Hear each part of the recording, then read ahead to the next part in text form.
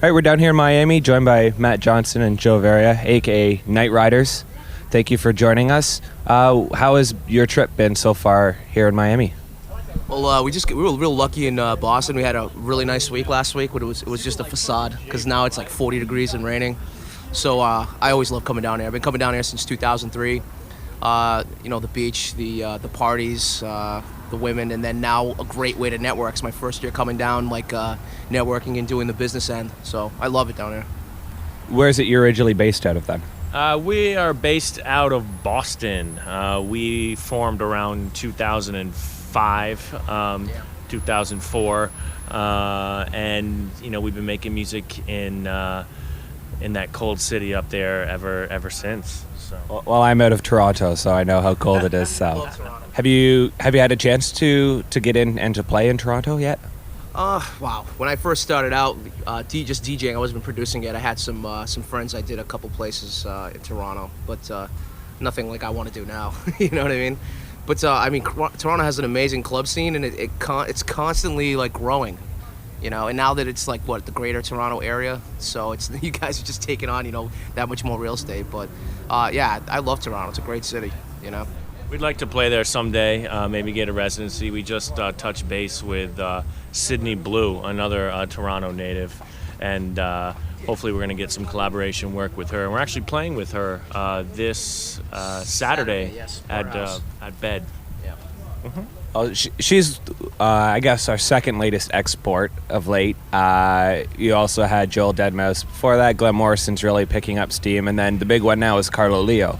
So Toronto seems to be that kind of hotbed right now for a lot of people coming out of there and starting to make some waves. Is there any other cities that you've noticed that, seem to have a really new kind of feel of people suddenly coming up with their own style? Yeah, I mean, as much as it's always the case, but New York, New York consistently, Brooklyn at that is turning out some amazing artists.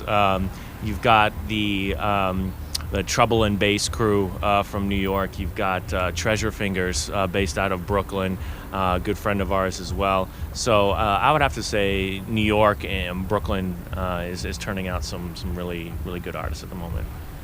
How would you describe your music? Well, the base of our music at its core is it's a big, heavy influence from the South Soul records and the disco records from the 70s.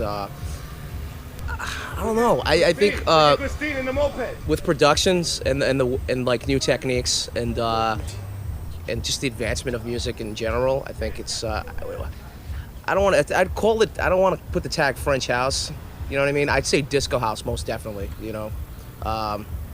It's just heavier bass lines, bigger kicks, bigger snares. It's really club music, but now with the album, we're trying to widen the focus and do some dubstep, right? We're gonna attempt a disco dubstep track.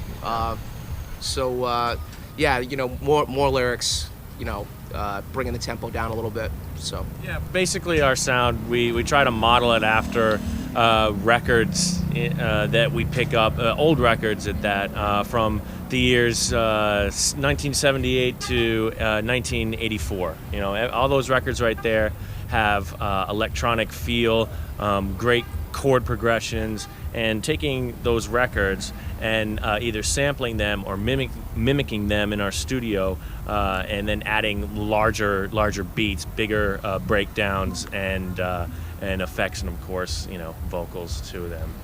So you're saying you're working on a new artist album. It might be a little different than, the big club room kind of thing, or what are you trying to achieve with that? Yeah, we've been making club tracks for years now, and I think we've done it, and we'll continue to do it. We love making club music, but with an album, I don't know if people want to hear a 2-minute intro and a 3-minute outro. Music that's DJ friendly really doesn't translate to an album. So, aside from editing the tracks down in time, we want something that people can play in a car or, in an iPod walking down the street. It doesn't have to be a party atmosphere. It can be, something a little more down-tempo. So, and we're using the album for that avenue, And not the typical, 2 songs from the album being your favorite on repeat. We want really a good chunk. We want you to listen to the album from front to back and love every single one of the tunes. Even if you're not into any down tempo or dubstep or disco, we're gonna make sure you enjoy what you hear from us. So.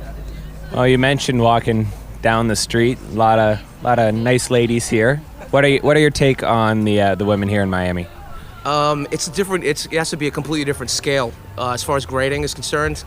And I'm not even going to get into numerical value because I'll probably get beat up back home. But yeah, it's another league. You know, it's beyond the major leagues. It's the All-Star League. I love them. It's fantastic. You know. Yeah, my girlfriend is from, or wife now is from Colombia, South America. You just got married, man. I did. It's fresh on the mind. So we've been coming to Miami for a bit, and just the most beautiful. I love Latina women, and I think Miami is saturated with them. Great backsides, great front sides, nice skin. Great all sides. Man. All sides.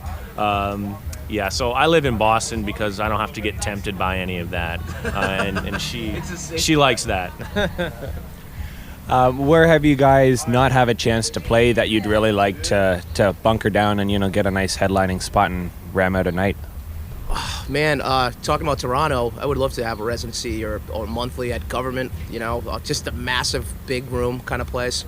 Toronto churns out so many clubs. It seems like I go to Toronto, and the club I went to last time is no longer the club to go to. But yeah, I mean, cities like Toronto, I would love to have residency in New York City, which is something that we're working on at this moment. Chicago and LA, absolutely. Even here in Miami, it'd be nice to have an escape once a month, right? Absolutely. So we're shopping some booking agents at the moment, and nothing confirmed yet, but we'll hold down one of those cities for sure in the next year. And I guess what is it that you have coming up for the rest of the week here? Let's see. We've got about 4 gigs left. We've got a couple in-store performances. One at Diesel Clothing on Washington Street. And we have one at this place called ATC, which is a high-end streetwear shoe store on 16th Street in Collins. And then we have La Flora Hotel with Alex Gold there. And then we have Bed with Sydney Blue, Dave Spoon, Steve Porter. And all during that time, we'll be debuting our new VJ set. Joe, my partner in crime here, is heading up the VJ reigns. He's going to be. I'll have him talk about it. What's he going to be doing? Yeah, sure. We've gone out to see a lot of DJs tag team a set, and it just looks. I'm just so sick of the 2 guys on one mixer. So we decided that we're gonna add another element to the show, and I've been doing the VJing stuff. And I found it to be very much like composing music, cutting up old footage, whether it's be from old Italo disco performances pre-MTV or old beach movies from the 80s, lots of that kind of stuff, and then cutting it, making it like a pastiche and a composition with visuals.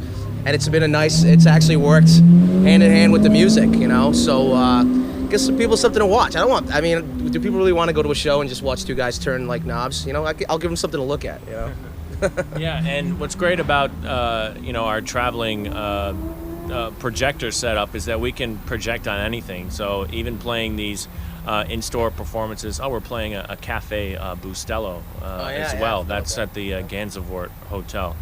But we can project, right on a wall, right on a floor, on the ceiling. We can really work with the space that we're given, and I think that's going to add some excitement to our show. That's the problem when you sit curbside, yeah. I guess finally, just to wrap things up, you mentioned you just got a nice little nod for an award, top 25 DJs to look out. Can you explain on that? Sure. Herb Magazine usually publishes every year their next 100 acts, to keep your eye out for, or the your pulse on, and we got nominated. We got actually awarded, the top 25 now, as they call it, the artists to look out for in 2010. So we expect to live up to that, and we're seeing a nice little gain in momentum with that. Yeah, I mean, I've been reading magazine for years, and I've always found the next 100 to kind of be the gauge of what's coming up next. You know, I remember seeing artists like even Drake out of Toronto, and it covers all the genres too, because it's not just DJs or electronic music. It's hip hop, it's rock. So it was an honor to be in there, man. Absolutely. It just proves that we're doing something right? Yeah, absolutely. And also look out for our latest release on OMG Recordings, which happens to be my record label. So